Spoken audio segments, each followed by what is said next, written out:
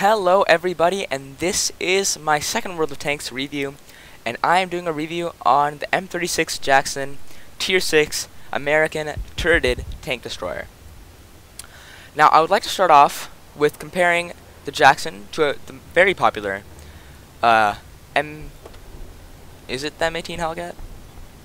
Doesn't really matter. Yeah, the M18 Hellcat. Now people usually choose the Hellcat because of its speed. I chose the Jackson because of its armor. Now, let's compare these two, and let's start off with the most similar things. So the hit points, or let's start off with the things that aren't as important. The hit points. So the Hellcat has less hit points than the Jackson, emphasizing that the Jackson has more armor, because usually the more armored tanks have more hit points. So there we go, more hit points for the Jackson. The Hellcat is a lot faster than the Jackson. Goes 72 kilometers an hour, while the Jackson goes only 42 kilometers an hour. And when I say only, 42 kilometers an hour is not slow.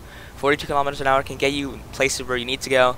You don't have to worry about getting lost in battle. It's not like the British tank destroyer line, where if you decide to go one way with, I don't know, an 88, and the battle is completely on the other side of the map, you will not be able to get there. With the Jackson, if that happens, you can get to the places that you need to get to. Now, what else? Other than the speed, let's move on to the traverse speed. Traverse speed is the same. They're both their maneuverability is the same. It's armor. Now, the Hellcat only has 12 armor all around. The Jackson, it says that it has 114 armor, but don't let that trick you. Now, that 114 armor is only in this lower plate here, in the lower glacis of the Jackson.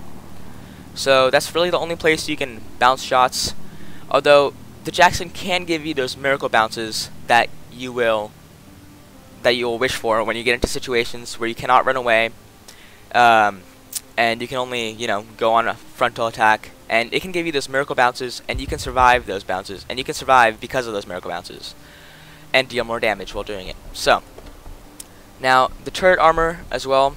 The Hellcat's turret armor is not more than the Jackson. There is more turret armor than the whole armor, but there is more on the Jackson. So still, Jackson still has more armor. Now, as I was saying before, the 76 millimeters of armor can give you those miracle bounces, but the problem is the turret armor is only, the 76 turret armor is only on the gun manlet of the Jackson. But since the gun manlet is pretty well angled, if, I don't know, a tank with very high penetration shoots you there and shoots you in a bit of the wrong place, it can bounce. So here's actually a funny story on one of those miracle bounces that I've actually had. It's so I was on I forgot which map, but there was it was a tier 8 match. I was up against a Rheinmetall Bolsec, and I was in a hold down position cresting a ridgeline, and the Rheinmetall Bolsec shot me. It wasn't poorly aimed shot, because he was able to shoot me. He was able to hit me as I was only showing the turret, and he shot me in the gun manlet, and it bounced. And I was very surprised. I would have died in that situation if I was in a Hellcat, but in a Jackson with that 76 millimeters of hull armor on the turret and that pretty bouncy gun manlet, I was able to survive that shot and deal a lot of damage throughout the game. And in the end, I was actually the one that killed the Rheinmetall Bolsec. So, other than the armor, the standard shell damage, it says here that's different. The guns are actually the same. At least the top gun is actually the same on the Jackson, as well as the Hellcat. The Hellcat has the 90 millimeter.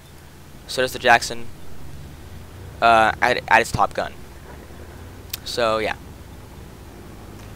The other difference between the Jackson and the Hellcat, the Jackson actually only has 2 guns it has to unlock instead of 5, I think it was, on the Hellcat. It only has the tier 6 gun, which the Wolverine actually previously had. So it doesn't really matter, since, you know, it's already unlocked, so for you. And the other gun, you can just get straight to it. I don't know if the T67 has which gun does the T67 have? Let's see. I don't know if the T67, yeah, so it also has the tier 6 gun.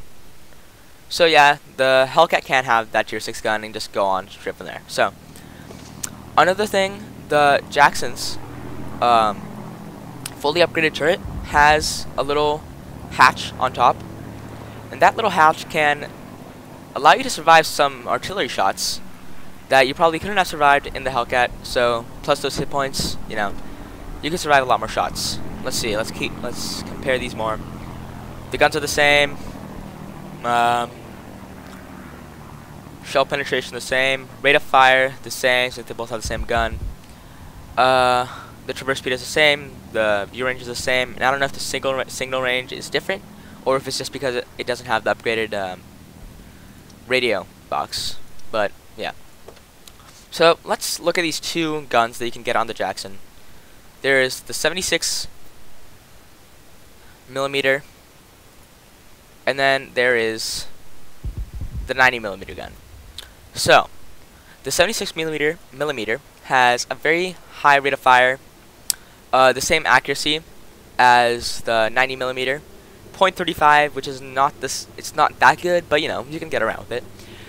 Aiming time is the same, and the weight is different. The gun on the 90 millimeter weighs a lot more than the 76 millimeter.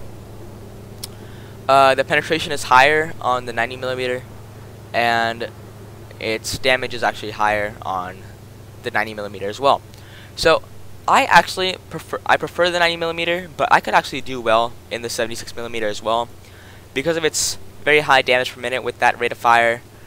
You can do around the same damage as the 90 millimeter. The thing is that with the 90 millimeter, you can do fine in tier 8 matches. Well, maybe in the 76 millimeter you can't do as well because of that penetration. With 160 penetration, you could probably, as long as you shoot out weak points on higher tier tanks, you will do absolutely fine. In fact, when I'm in the Jackson, I'm not scared at all. When I'm in a tier 8 match, in fact, I'm actually happy because I can do more damage.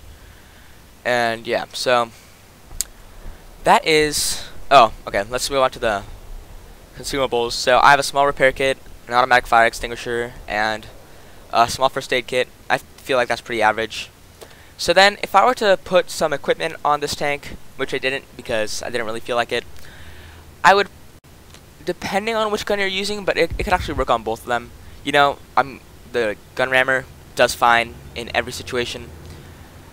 Maybe coated optics, I would say, just so you can get that head start on the spotting. And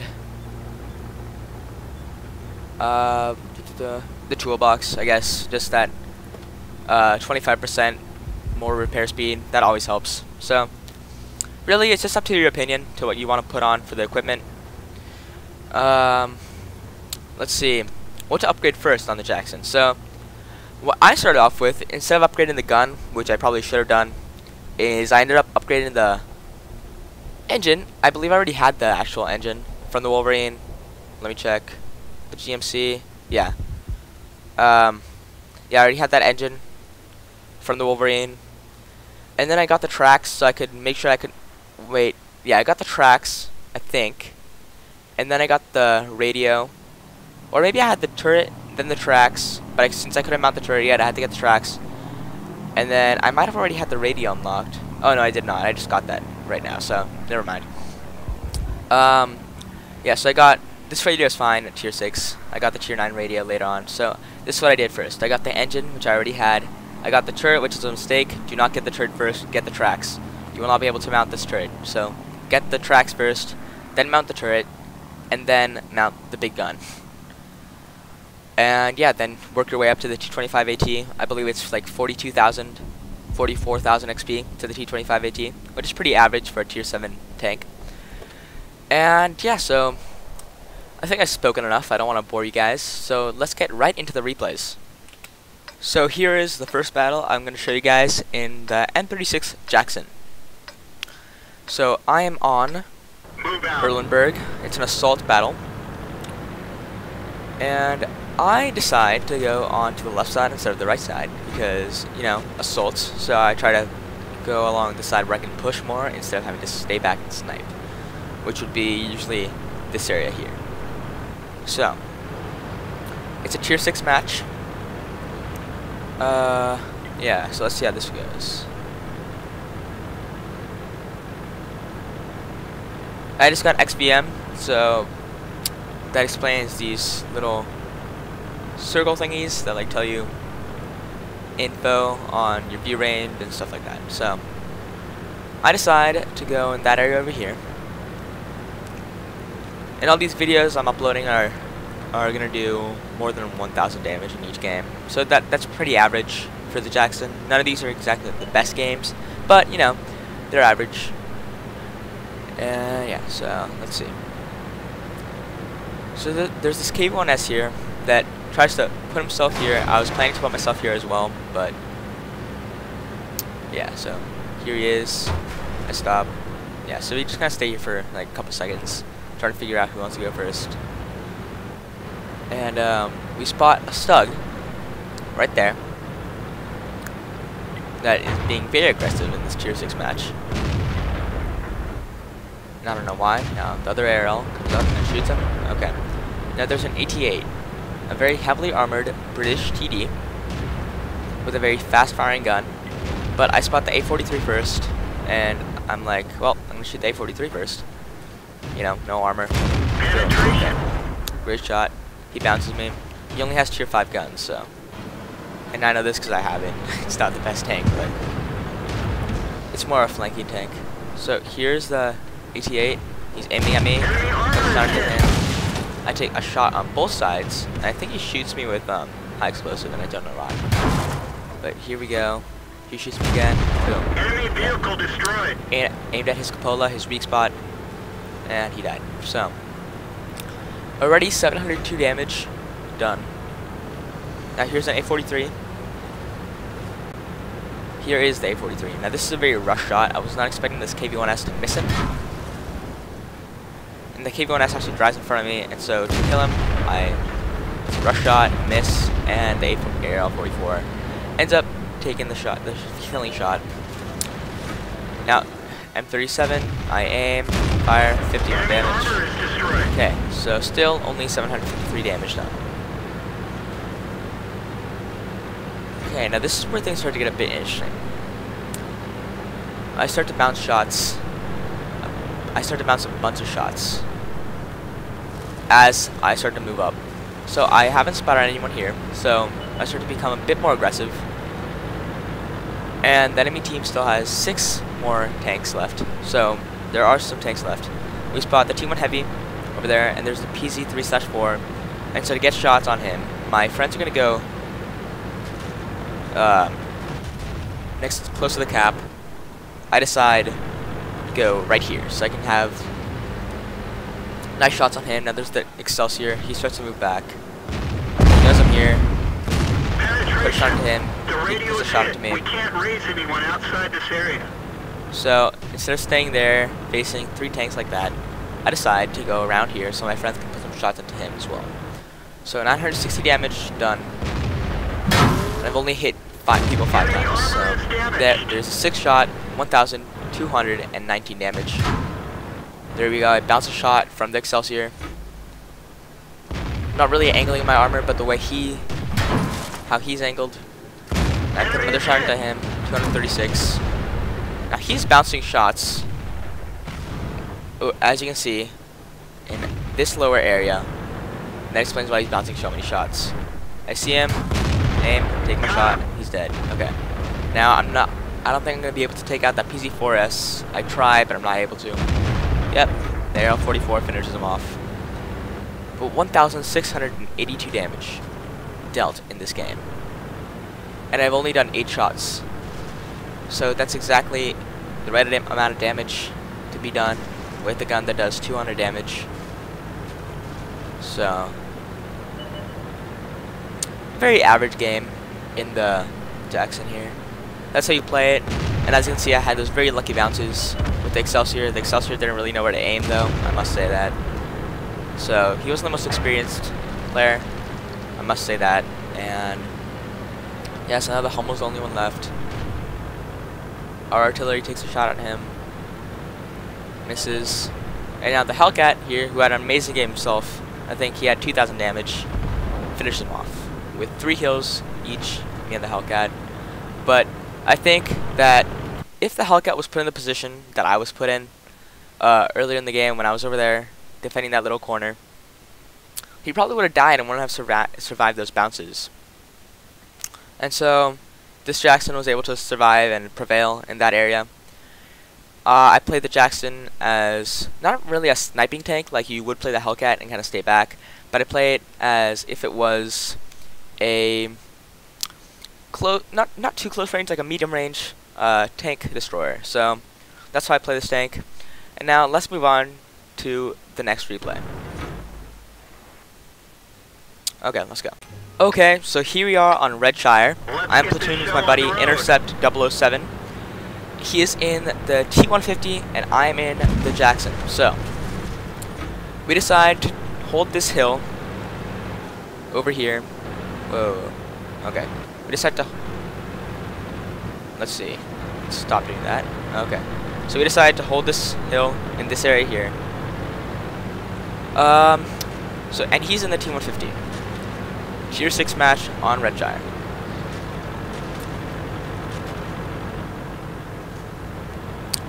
So the reason I decided to go up on this hill is because I think I can pretty much go hold down in this area. Although I don't really do that in this match, since it's a tier 6 match, and, you know, mid-tiers, people are still learning how to play, and so, yeah. You know, the M3 lead backing us up, and we find some defense in that area, and I'm pretty sure we would have lost if we hadn't held this area. As backup, we have the M3 lead and an M4 as and an EZ8. So Intercept here, follow me. I decided to stop by this rock, see if I can spot anyone. So there's an EZ8. I turn too slowly and I'm not able to put a shot into him. Now there's a Type 58. I don't have a shot on him. I decide to wait a while for Intercept to cross the hill so he can help us out. We also have an M3 lead. Already put a nice shot into him. Oh, there's an EZA there too. Put a nice shot into him. No armor, you know. Even though he was well angled, I still was able to put a nice shot into him. KV1. So there are 4 tanks here versus another 4 tanks, although our friends here don't really do too much. So Intercept here decides to go on a very aggressive approach. Starts bouncing shots. KV1 there. We have backup.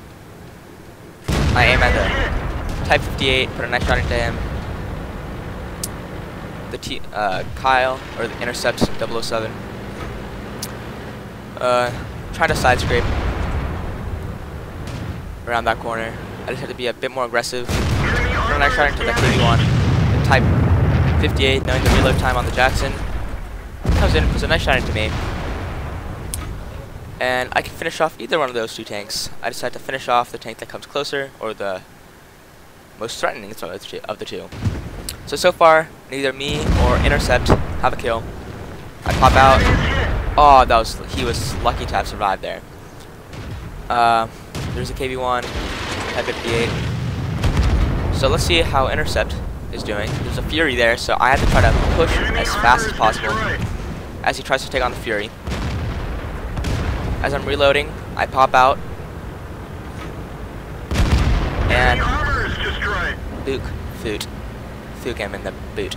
So here I am, the T-150 now. Intercept gets splashed by Artie. The Griller puts a nice shot into him, and so I realize that there is a Chinook and a Panzer 4H in this area here.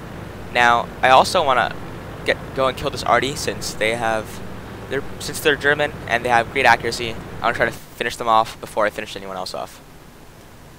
So let's see what I spot first. As I move up, I spot the Chinook with 306 health.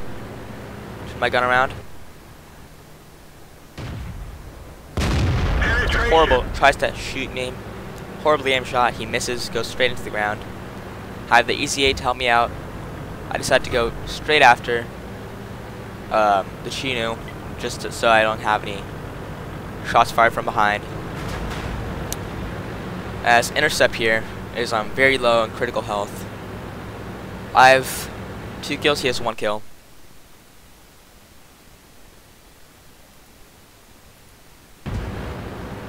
Okay, I don't know what happened there. I think I just interrupted something. And so intercept now is able to finish him off. I wasn't able to get there fast enough. Okay, now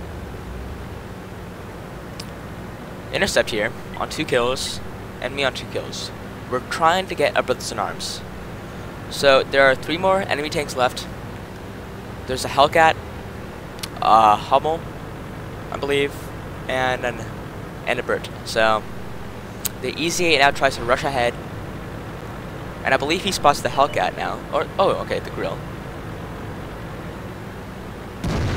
Okay. Ooh. I don't know what that was. I don't know if that was artillery or if that. Okay, now I'm able to finish him off there. 3 kills. Now intercept now is shouting at me over the mic, saying, "Oh, I want to get the last kill. I want to get the last kill." The problem is he's really far away. He does not have a shot at this Hellcat. I move up. Aim. He'll put nice shots into him, and I'm able to finish him off. So I'm trying to wait here for intercept to come up and try to finish this guy off, but he is too slow. The EZ8 now, he's moving quickly. The T150 intercept is very far behind. He's never going to be able to get here. So as I try to slow down the EZ8 by driving in front of him, I'm not able to. The Hummel shoots him. He would have killed me there, but he missed, and he shot the dead Hellcat in front of me. I start to move up, knowing his reload time. Now the Fury from behind starts to move up. And this is when I realized I could get 5 kills. And I probably could have gotten that Top Gun if intercept hadn't finished off that she knew. But anyway, here he goes, gets shot from behind, and kill him with a heat round. In that game, I shot 10 times. I didn't do so much damage. Should have done more. Should have done at least 2,000, but none of the shots, most of the shots I took did not do full damage. So 5 kills that game, pretty good game. I think that 1,775 or just over 1,000 is a pretty average result for the Jackson, or the Hellcat in fact. But the Jackson can get you out of those situations where you probably would have died if you were in a Hellcat, because, you know, well, the Hellcat could probably run away, but if you can't run away and you're surrounded, that armor, that Jackson's armor, could probably save you most of the time. So I hope you guys enjoyed this video. I hope this review really helped you out. I hope my Hellcat vs. Jackson review helped you out as well, and I'll see you guys next time. So yeah, bye.